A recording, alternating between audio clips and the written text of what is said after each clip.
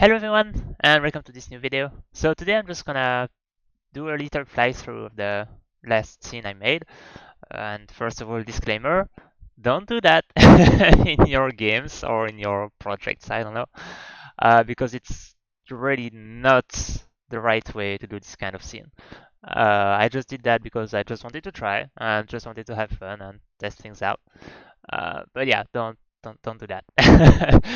So yeah, I'm just gonna show you the scene a bit. So this is the scene here. Yay. So as you can see, very cheaty, like always. I love cheating and you know, it's always fun. So basically I just have two terrains here and two rows of a lot and a lot of mesh particles. And I have my sun around here and some stuff that I cheated to get a better perspective at the end. And yeah, that's about it for the scene. So I'm just gonna show you the different layers I have. So I'm just gonna stop everything. Yeah.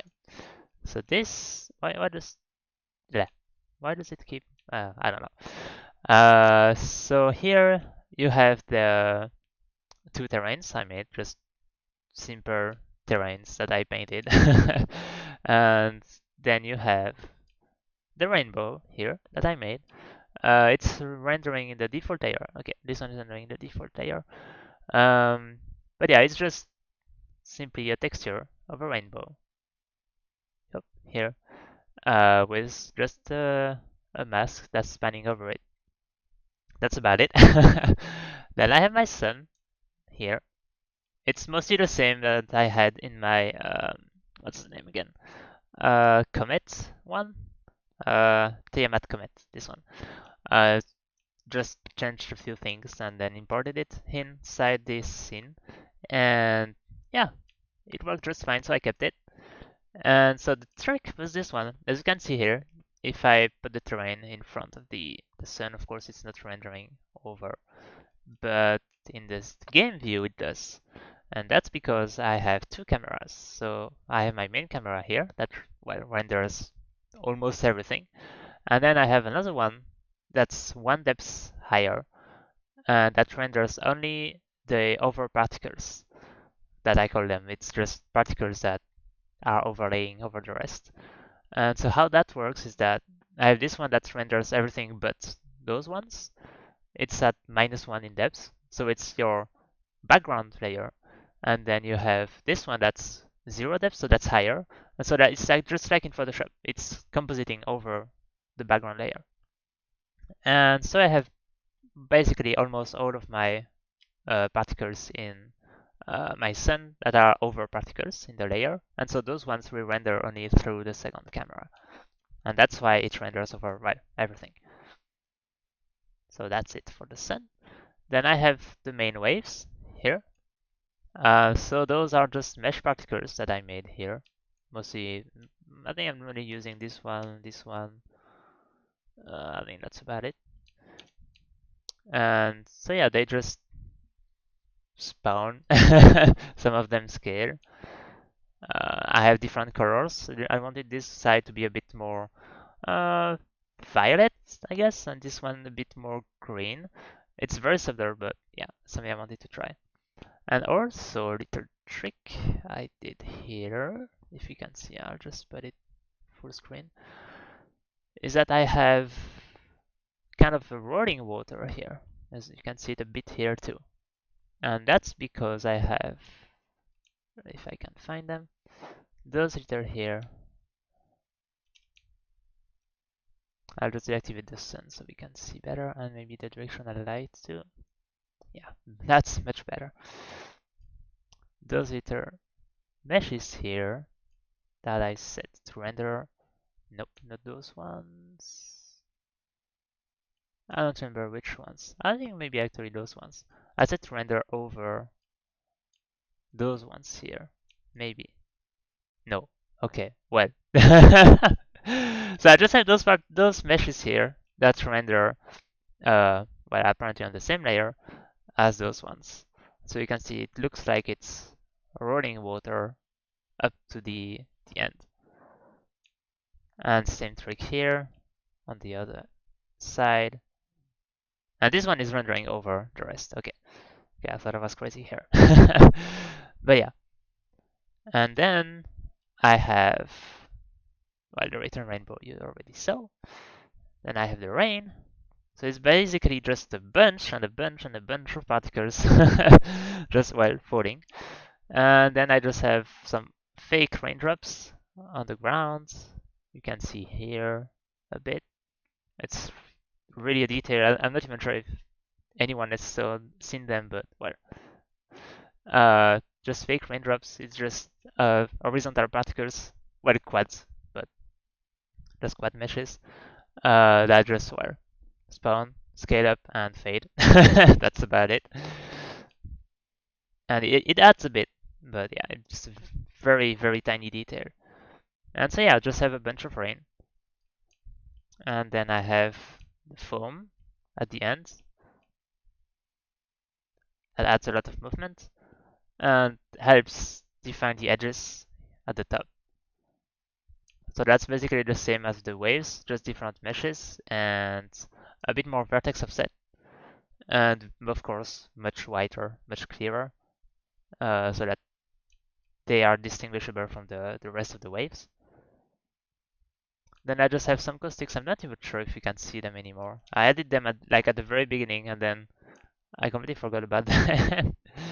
But yeah, here you can see a bit of the caustics in the background. I really don't think we can see them. Barely here a bit, but yeah.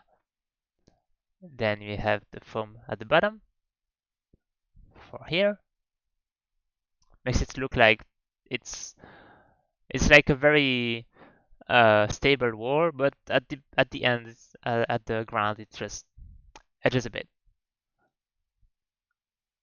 And so that's basically the same as those ones, just with more highlights and more vertex offset and some movement, and that's about it. Then I have some clouds to add some lightning effects. Yep. Then, well, yeah. Those ones, this could have been just a plane with a padding texture, but yeah. Don't judge me. And then I have some lightning like here. Not remember which one's this one. Yeah.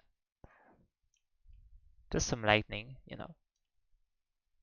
Then I have one, not this one, this one.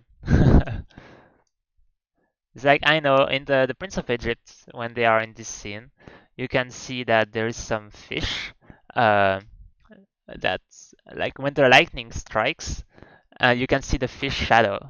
And I just wanted to try that. I didn't make it very visible. I just wanted to be like a small detail. I don't think anyone caught on that yet. You can barely see it, honestly. So yeah, that's it. Just wanted something I wanted to try. And then I have some more clouds here at the bottom to add a bit more. Um, I don't know the word. Smoke, I guess. Here, and then I have some final adjustments. Some just come down here. Just some glows here and there. Yep. Like here, for example, this area here, it's a glow that I added. And it's all, nope, it's not all. Some of them are over particles, like this one, for example. And this one is, yeah, it's just a glow that I added. And yeah, that's about it. I don't think there is anything else I can show. Maybe the shader I made for those. Let me just put that here. Ew.